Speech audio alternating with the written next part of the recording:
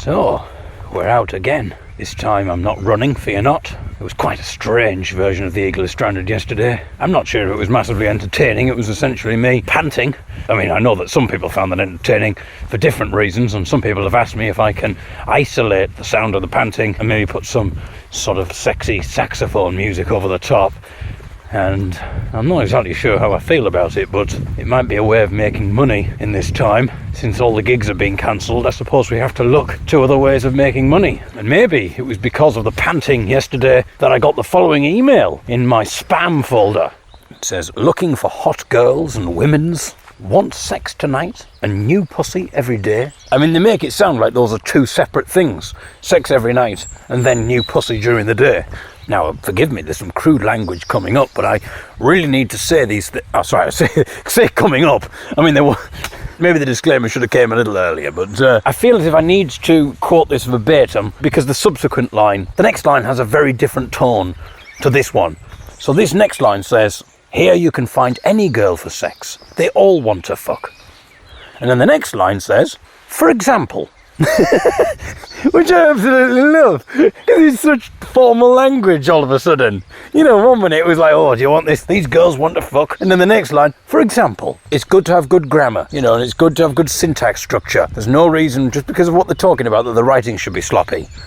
Well, I don't want anything to be sloppy, but necessarily, but so it says, for example, right now these girls in your city are ready to fuck. So back to the fucking again. A great sentence. These girls in your city are ready to meet you right now. Oh, the horse is very excited about that. I mean, the timing couldn't be worse. You'd have thought they might hold off on these emails.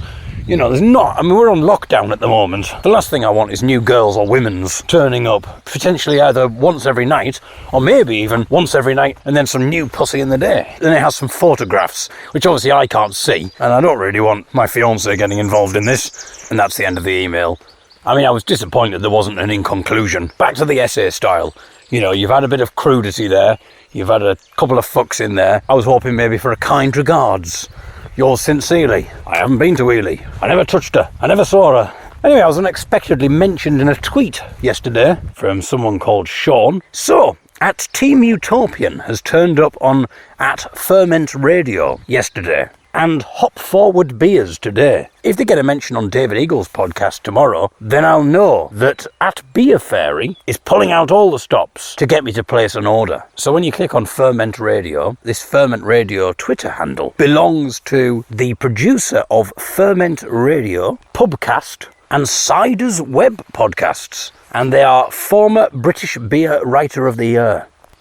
So we've come to the dead end where I came to when I was running, before I turned back round. And this was the point on the podcast yesterday where I could not run any further, and I thought, I'm going to stop.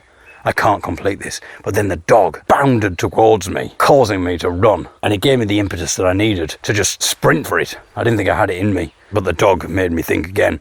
So there we go. No dog action today. Though I believe that website on that email can also maybe cater for that as well, if you really want it and you're willing to pay for such a service. It's not just pussies, it's dogs as well. I'm not prepared to endorse bestiality. I am prepared to endorse beer. So you've got all these various beer podcasts that Sean presumably listens to, and then he listens to me. But then Beer Fairy get in touch. Ruth from Beer Fairy.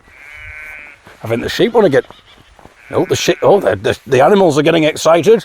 Either they've just been headhunted by the people of that website, who I'm not advertising the name of, or they're excited about the beer. In fact, I can hear them maybe shouting, they're either shouting beer or bar.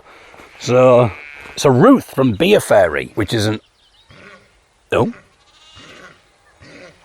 The bloody hell's that? Oh my goodness.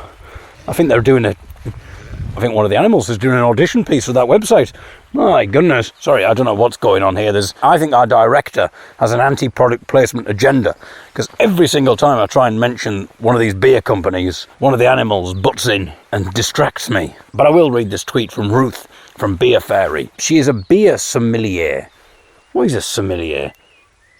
What is a sommelier? A sommelier or wine steward is a trained and knowledgeable wine professional, normally working in fine restaurants, who specializes in all aspects of wine service as well as wine and food pairing. Is that a Like joke? to hear more? No, thank you. Is that a joke from Apple? When I asked what a sommelier was, the voice came back quite slurred to me, almost as if they were drunk. I suppose a lot of people working at Apple probably aren't working at the moment. Apple has fermented, and you know what happens then. Look, I'll do it again. What is a sommelier? A sommelier or wine steward is a trained and knowledgeable wine professional, normally working in fine restaurants, who specializes in all aspects of wine service as well as wine and food. Yeah, he sounds drunk. Give it 5 minutes and it'll be going, I love you. I think you're wonderful too. So take care of yourself and remember to wash your hands for at least 20 seconds. Thanks. She's a beer sommelier, certified Chicharoni gin hound. Absolutely no idea what that is.